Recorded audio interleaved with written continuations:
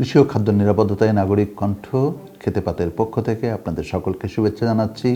খেতে পাতে নাগরিকদের পক্ষে বিভিন্ন গুরুত্বপূর্ণ বিষয়ে নীতি নির্ধারণী আলোচনাগুলো করে থাকে। সুপ্রিয় দর্শক, আমরা খাদ্য নিরাপত্তার কথা বলি, খাদ্য নিরাপত্তার কথা বলি, পুষ্টি নিরাপত্তার কথা বলি, কৃষকের অধিকারের কথা বলি, প্রান্তজনের সুখ দুঃখের কথা বলি, নাগরিক ভাবনাগুলো তুলে ধরি।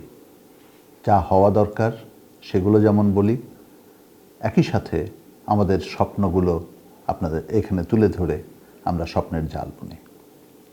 মানুষ নাকি তার স্বপ্নের সমান বড়, সেজন্যই আমরা চাই যে আমাদের স্বপ্নগুলোকে বড় করে দেখতে, আমাদের স্বপ্নগুলো পূরণ হোক, সেটা আমরা সবসময়ের জন্য প্রত্যাশা করি।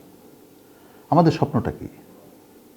আমাদের স্বপ্ন হচ্ছে দুবেলা দুমুঠো পেট পুড়ে খাওয়া, আমাদের খাবার যেন পুষ্টিসম্পন্ন হয়, আমাদের খাবার যেন মেধা বিকাশে সহায়ক হয়, আমাদের যেন ওষুধের দোকানের সামনে লম্বা লাইন দিয়ে দাঁড়াতে না হয়, আর তারপরেও যদি অসুস্থ হয় হাসপাতালে গেলে আমরা যেন চিকিৎসা সেবাটা পাই।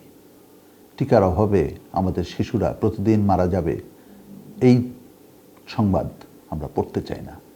আমাদের মায়েরা নিরাপদে সন্তান প্রসব করতে পারবে, আমাদের অসুস্থ হলে পরে চিকিৎসা সেবার নিশ্চয়তা থাকবে, সেটা আমরা চাই। আমরা সবাই জানি সুস্বাস্থ্যের ক্ষেত্রে খাদ্যের একটা বিরাট ভূমিকা রয়েছে। আমাদের খাদ্য কতখানি নিরাপদ, কিংবা আমাদের যে রোগ ব্যাধি বাড়ছে সেখানে যে আমাদের দূষিত খাবারের একটা প্রত্যক্ষ সম্পর্ক রয়েছে, এ ব্যাপারে অনেক আলোচনা আপনারা বিভিন্ন সময় শুনেছেন, আমরাও করেছি। খাবার যদি নিরাপদ না হয় তাহলে সুস্থতা আমরা কোনোভাবেই কামনা করতে পারবো না, সুস্থতা আসবে না। কারণ খাবার আমাদের দেহ গঠন করে, যা আমরা খাই তাই আমাদের শরীরে গিয়ে ক্রিয়া প্রতিক্রিয়া হয়। খারাপ খাবার খেলে আমাদের শরীরের ফল হবে খারাপ, ঠিক তেমনি নিরাপদ ও পুষ্টিকর খাবার খেলে আমাদের শরীরের গঠন, মেধার বিকাশ, আমাদের সুস্থতা, উৎপাদনশীলতা সব কিছুই ঠিক হবে। আমরা বহুদিন ধরেই নিরাপদ খাদ্যের লড়াইটা করছি এবং সরকারের কাছে আমরা দাবি জানিয়ে আসছি যে চিকিৎসা সেবার প্রতি যেমন গুরুত্ব দিতে হবে, তেমনি রোগ প্রতিরোধের চিন্তাটাকে সামনে নিয়ে আসতে হবে। সবসময় বলা হয় যে prevention is better then cure. সবাই বলেন, এমন না যে আমাদের যারা দেশ পরিচালনা করেন, নীতি নির্ধারণ করেন, তারা এটা জানেন না, তা কিন্তু না। তাদের বক্তৃতাগুলো অসাধারণ। তারা যখন আলোচনা করেন তখন তো মনে হয় যে তাদের পাণ্ডিত্যের কাছে আমরা একেবারেই কিচ্ছু নই। কিন্তু কার্যক্রমের জায়গাটা বিবেচনা করলে কিন্তু আমাদের হতাশ হতে হয়। এই যে বলা হচ্ছে যে প্রতিরোধ প্রতিকারের চেয়ে উত্তম, অর্থাৎ prevention is better then cure, তাহলে আমাদের রোগ ব্যাধি থেকে যদি মানুষকে রক্ষা করতে হয়, আমাদের উৎপাদনশীলতা, আমাদের মেধার বিকাশ যদি নিশ্চিত করতে হয়, তাহলে তো খাদ্যের উপরেই জোর দিতে হবে।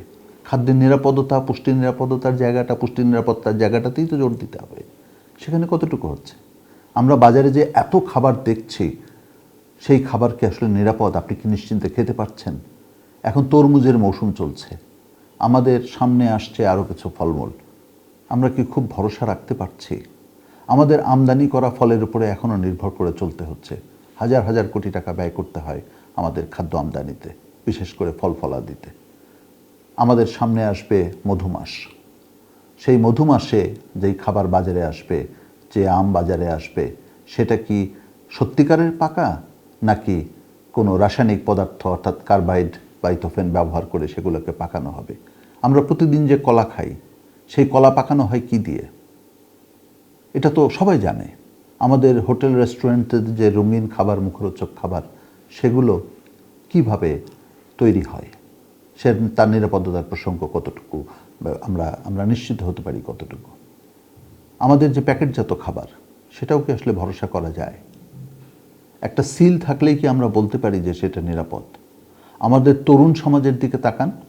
এই তরুণ সমাজ যে খাদ্যগুলো গ্রহণ করে, আমাদের যুব সমাজ, আমাদের স্কুলের শিক্ষার্থীরা যে খাবারগুলো গ্রহণ করে, এর প্রত্যেকটা খাবার আপনি একটু বিশ্লেষণ করে দেখেন তো, এগুলো কি আপনি ভরসা রাখতে পারেন? এগুলো কি নিরাপদ? আপনি যখন কারো বাড়িতে বেড়াতে যাচ্ছেন, যে খাবারটা আপনি আপনার ওই বাড়ির শিশুদের কথা চিন্তা করে নিয়ে যাচ্ছেন, ভেবে দেখেছেন সেটি নিরাপদ কিনা? সরকারের কাছে দাবি রাখবো, কিন্তু নিজেদের সচেতনতাটাও গুরুত্বপূর্ণ। খাদ্য সচেতনতার কোনো বিকল্প নেই। সকলকে সচেতন হওয়ার আহ্বান জানাই। সকলকে অনুরোধ করি খাদ্য নিরাপত্তা এবং পুষ্টি নিরাপত্তার পক্ষে থাকবেন খেতে ভাতের পক্ষ থেকে আপনাদেরকে ধন্যবাদ।